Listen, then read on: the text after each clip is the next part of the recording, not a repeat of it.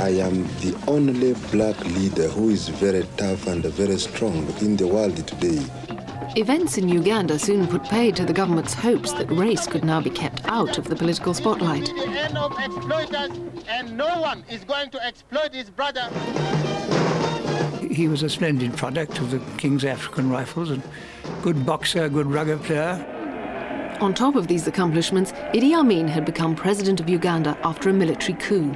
He went around telling everybody that he had 3 best friends. One was the Queen, our Queen. One was Moshe Dayan, the Israeli Defense Minister. And the other was the British High Commissioner. So, I was in good company. In 1972, Amin decided on a radical policy towards Uganda's Asian minority, most of whom had British passports. Last Friday, I announced the decision of my government to ask the British government to take over responsibility for the British citizens of Asian origin living in Uganda. The Ugandan Asians, who'd been brought to Uganda under British colonial rule, were to be expelled en masse within 90 days. By order of the military government, the anti-Asian campaign swung into action last weekend. The Asians are unwanted. They have done more harm than good. The Africans were not given a chance. They were frustrated right from the very beginning. We'll go down. I got letter. Do you feel threatened? Well, I do. Just in 90 days, you cannot do anything. We had 90 days to leave, and you can imagine the panic. And in fact, I was 10 at the time, and it was just my parents just kind of, dumbstruck. What do you do? I mean, we weren't prepared for this, so there were no savings or anything like that. Richard Slater found he was no longer one of Amin's best friends. There were all his ministers standing in a row, and civil servants and soldiers and heaven knows who. But they all were too scared to throw me a kindly word or to appear to know me at all. So I was in the doghouse. And then Amin was busy stuffing himself, and we hardly exchanged a word. Evening light mellows very softly into its range of warm lemon tones, pressing among the close bunches of the ripening grapes. Amin's decision also had unpleasant consequences for members of the British government. I was on holiday in Corfu, and one night we were having our evening meal on looking out over the lovely moonlit sea and a little taverna. I remember having some very nice prawns and whitebait, when I got a message, would I speak to Mr. Heath, the Prime Minister, on the telephone? And his message was he was very sorry, we had got to come home, and he was sending a plane to collect me. I was playing cricket at Hurlingham, and we were playing the MCC, and we had a good chance of beating them. And I remember coming off the field and being handled by a rather grand flunky with a silver tray, handing it to me. It had a card on it saying, please ring Mr. Robert Carr immediately. And I had the temerity to say, well, actually, we've got the best chance of beating the MCC for the last 10 years, and I'm 50-odd not out. And I will, of course, get back. He said, well, get your priorities right. Beat the MCC and then come back and help me out with this particular problem. And I did. The far right fueled public hostility to the prospect of another wave of immigration. We've taken a petition down to the Robert Carr in the Home Office, and we're asking him to have some common sense about this. We have 1 million unemployed. We can't squeeze up anymore. I was in the Home Office and sent down to the Immigration Department to help cope with just the masses of parliamentary questions and ministerial correspondence and correspondence from the public. We got, during the Ugandan Asian crisis, massive, nasty, vile, racist postbag. At first, ministers seemed reluctant to displease the opponents of immigration. I can remember the then minister having himself on the TV. The government's first priority has been, as a matter of great urgency, to get in touch with over 20 governments all over the world who might assist. promising them that they wouldn't all come there. They'd arranged for Canada to take some from them and everything, as if they were some sort of, frightful disease. I'm sure that new homes can be found for many of these Asians throughout the world. I think this whole business of saying that other countries were going to help us by taking some of them was very, very bad in the public relations point of view. These rumours were there that, Britain's not interested in taking us, and India said categorically it didn't want to know because it didn't see us as Indians, that we were British, and so there was a real problem and a real panic. Less than half of the Ugandan Asians were offered homes by other countries. The government finally took the decision to admit the remainder, nearly 30,000 people. Just to show that you are a resident of UK.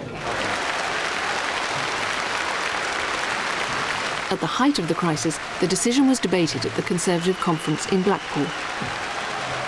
Enoch Powell came to the conference and moved a motion effectively condemning the government for its policies. When the East African countries became independent, there was no suggestion, let alone undertaking, in Parliament or outside, that those inhabitants who remained citizens of the United Kingdom and colonies would have right of entry into this country. All the great party managers would be, I knew what they'd be up to, they'd be trying to suggest to the leader of the party that we should have a fudge. When I talked to Ted, he said, of course we're taking it on, you go in and bet, and we did. I must make clear that I utterly reject Mr. Powell's criticisms of our policies and intentions.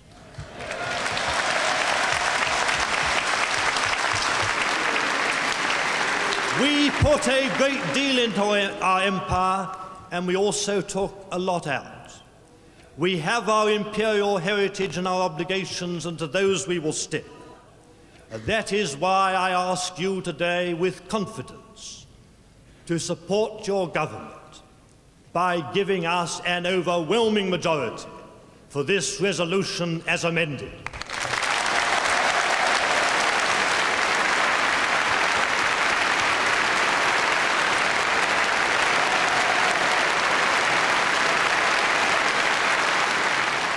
I didn't know I could shout as well as that. But however, it was quite a dramatic debate, which we won by a very substantial majority.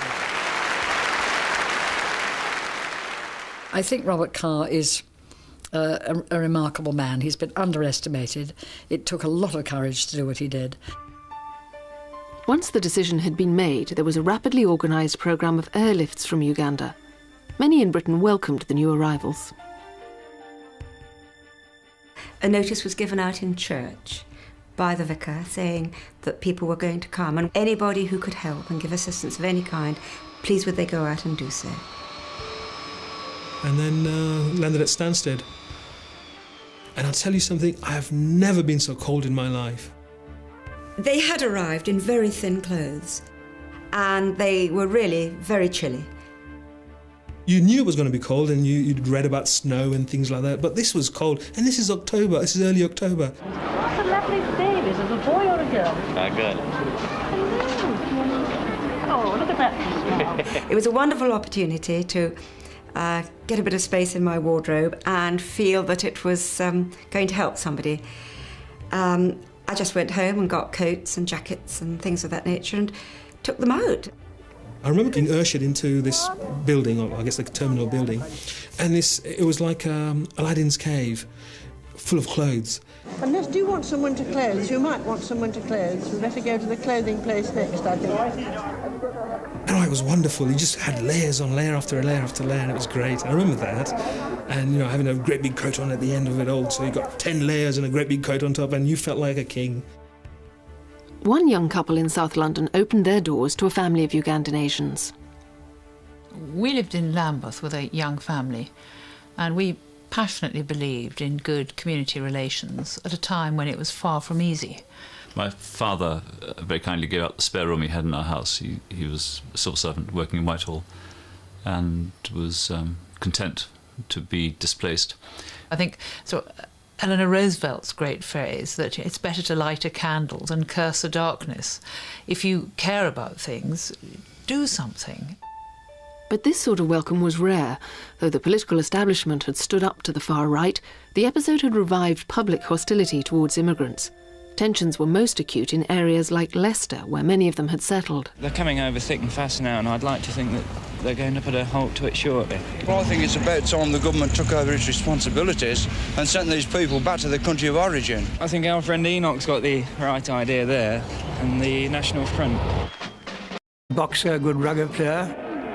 On top of these accomplishments, Idi Amin had become president of Uganda after a military coup. He went around telling everybody that he had three best friends. One was the Queen, our Queen. One was Moshe Dayan, the Israeli Defense Minister. And the other was the British High Commissioner. So, I was in good company. Good. The Africans were not given a chance. They were frustrated right from the very beginning. We'll go down. I got letter. Do you feel threatened? Well, I do. Just in 90 days you cannot do anything. We had 90 days to leave, and you can imagine the panic. And in fact, I was 10 at the time, and it was just my parents just kind of, dumbstruck. I am the only black leader who is very tough and very strong in the world today. Events in Uganda soon put paid to the government's hopes that race could now be kept out of the political spotlight. The end of exploiters, and no one is going to exploit his brother. He was a splendid product of the King's African Rifles and good. Of Asian origin living in Uganda. The Ugandan Asians, who'd been brought to Uganda under British colonial rule, were to be expelled en masse within 90 days. By order of the military government, the anti-Asian campaign swung into action last weekend. The Asians are unwanted. They have done more harm. In 1972, Amin decided on a radical policy towards Uganda's Asian minority, most of whom had British passports. Last Friday, I announced the decision of my government to ask the British government to take over responsibility for the British citizens